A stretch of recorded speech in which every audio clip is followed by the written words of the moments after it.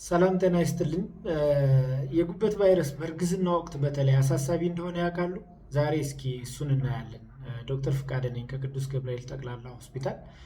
እንግዲህ የጉበት ቫይረስ ወይም ደግሞ ቫይራል ሄፓታይትስ በማንኛውም የእድሜ ክልል ያለን ሰው ሊያጠቃ የሚችል በተለያዩ አይነት የጉበት ቫይረሶች ሊመጣ የሚችል ነው። በተለይ ደግሞ በብዛት የጉበት ቫይረስ የምንላቸው ሄፓታይተስ ኤ፣ ቢ እና ሲ በተለየ ሁኔታ ኮመንሊ ይከሰታሉ። በእርግዝና ወቅትም እነዚሁ ቫይረሶች ሊከሰቱ ይችላሉ እና እርግዝናውን በተለያየ መልኩ ሊያውኩ ይችላሉ። ምን ያህል አሳሳቢ ነው እንደ ሄፓታይተስ ቫይራል ሄፓታይተስ ወይም የጉበት ቫይረስ የሚለውን ስናይ እንግዲህ አብዛኛው የጉበት ቫይረስ በተለይ ሄፓታይተስ ኤ የምንለው የሚከሰት ከሆነ ብዙ ጊዜ ረጅም ጊዜ ጉዳት አያመጣም። ለአጭር ጊዜ በራሱ ደግሞ ሪከቨር የሚያደርግ ነው። በብዛትም ደግሞ የሚያመጣው የተለየ ጉዳት አይኖርም። በትዕግስት መታከም ብቻ ነው። ይሄ ጉዳቱ ምንድን ነው? ብዙ ሰው ወፍ ነው በሚል ምላሱን መቆረጥ ወይም ደግሞ ባህላዊ በተለይ ጉበትን ሊጎዱ የሚችሉ መጠጦችን መጠጣት ይኖራል እና ያንን ከማድረግ ይልቅ በትዕግስት መጠበቅ የተሻለ ነው፣ በራሱ ጊዜ ስለሚለቅ። ሄፓታይተስ ኤ። ሄፓታይተስ ቢ ብዙ አንዴ ኢንፌክትድ ከሆኑ በኋላ በራሳቸው ጊዜ ከሰውነታቸው እንዲወገድ ያደርጉታል፣ በራስ የመከላከል አቅም ማለት ነው፣ በኢሚዩኒቲ።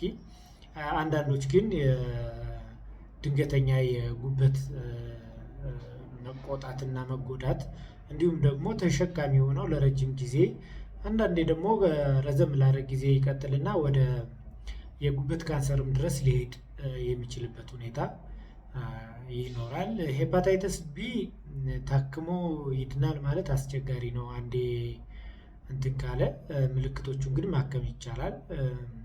ሄፓታይተስ ሲ ልክ እንደ ሄፓታይተስ ቢ ነው። ነገር ግን ታክሞ መዳን ይችላል። በመድኃኒት በደንብ ታክሞ መዳን ይችላል። እንዴትስ ከሰው ወደ ሰው ይተላለፋል ብለን ስናይ እንግዲህ ሄፓታይተስ ኤ የምንለው በኦሮፌካል የምንለው በምግብ ዝግጅት ወቅት በሚመጣ ንክኪ ነው። በተበከለ ምግብ ወይም ደግሞ የሚያዘጋጁትም ሰዎች ጋር ካለ በዛ መልኩ ሊተላለፍ ይችላል እና ሄፓታይተስ ቢ ግን የሰውነት ፈሳሽ ቦዲ ፍሉድ የምንለው ለምሳሌ ደም፣ ስፐርም ወይም ደግሞ የሴት የማህፀን ፈሳሽ፣ እነዚህን የመሳሰሉት ናቸው የሚያስተላልፉት። ሄፓታይተስ ሲ ቀጥታ የደም ንክኪ መኖር አለበት። የደም ንክኪ መኖር አለበት። በእነዚህ በሌሎቹ ቦዲ ፍሉድ ባልኳቸው በሴመን በቫጂናል ፍሉድ የመተላለፍ ድሮ አነስ ያለ ነው። ስለዚህ በዚህ መልኩ ነው የሚተላለፉት ከሰው ወደ ሰው ማለት ነው። እና ከእርግዝና ጋር ደግሞ ስናይ እንግዲህ ሁሉም እናቶች በእርግዝና ወቅት ለጉበት ቫይረስ ስክሪን መደረግ አለባቸው። ሄፓታይተስ ቢ እና ሲ በተለይ ስክሪን ተደርጎ ተመርምሮ መታወቅ ያስፈልጋል። ምክንያቱም ብዙ ልንሰራቸው የሚችሉ ነገሮች ስላሉ በእርግዝና ወቅት ማለት ነው። እና ሄፓታይተስ ቢ ሄፓታይተስ ኤ ቅድም እንደነገርኳችሁ ሰልፍ ሊሚቲንግ ነው። ብዙ ጊዜ ሲምፕቶማቲክ ወይም ደግሞ ምልክቶቹን ብቻ ለማገዝ ሕክምና ይሰጣል፣ በራሱ ጊዜ ይድናል። ሄፓታይተስ ቢ ግን እንዳልኳችሁ የመተላለፊያ መንገዶቹም በዛ መልኩ ነው እና በተጨማሪም ደግሞ ከእናት ወደ ልጅ ሊተላለፍ ይችላል።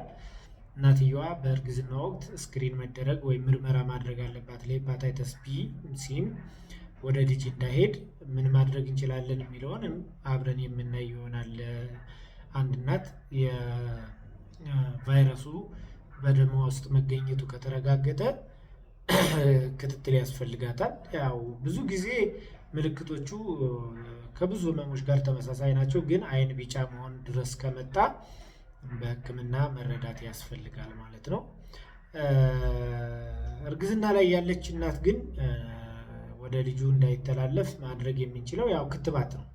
ክትባት ልጁ እንደተወለደ ወዲያውኑ የሄፓታይተስ ቢ ቫይረስ ቫክሲን የምንለውን መውሰድ ይሰጣል። ከዛ በተጨማሪ ደግሞ ኢሚዩኖግሎቡሊን የሚባል ድንገት እንኳን ወደ ሰውነቱ የተላለፈ ካለ ያንንም የሚያስቀር ክትባት ይሰጣል ማለት ነው። ከዚህ ጋር ተያይዞ እንግዲህ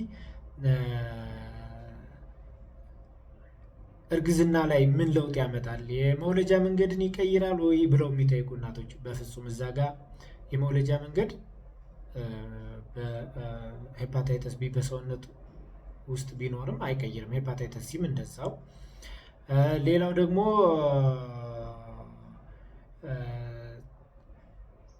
ልጄስ ፖዘቲቭ ቢሆን ምን ይደረጋል እኔ ፖዘቲቭ ከሆንኩ በኋላ የሚለው ነው።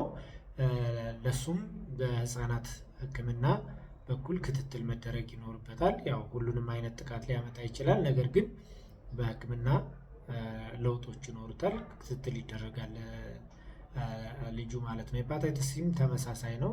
ብዙ ጊዜ ሄፓታይተስ ሲ ቼክ የምናደርገው ከ18 ወራት በኋላ ነው ህፃኑ ላይ አለው ወይም የለም ብለን ቼክ የምናደርገው። ሌላው ደግሞ ከዚሁ ጋር ተያይዞ ጡት ማጥባት እችላለሁ ወይስ አልችልም የሚለው ነው።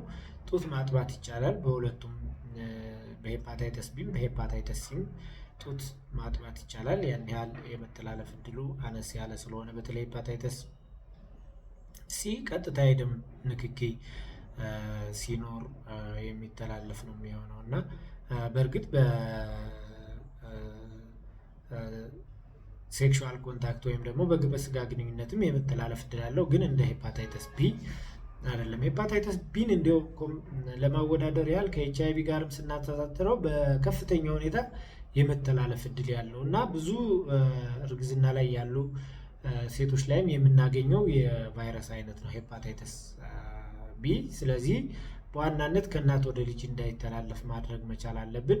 እንዲሁም ደግሞ ተላልፎ ፖዘቲቭ ከሆነ ልጆች ጥብቅ ክትትል ያስፈልጋቸዋል ማለት ነው። ለዛሬ ያለኝ ይሄ ነው። እጅግ አመሰግናለሁ። መልካም ቀን።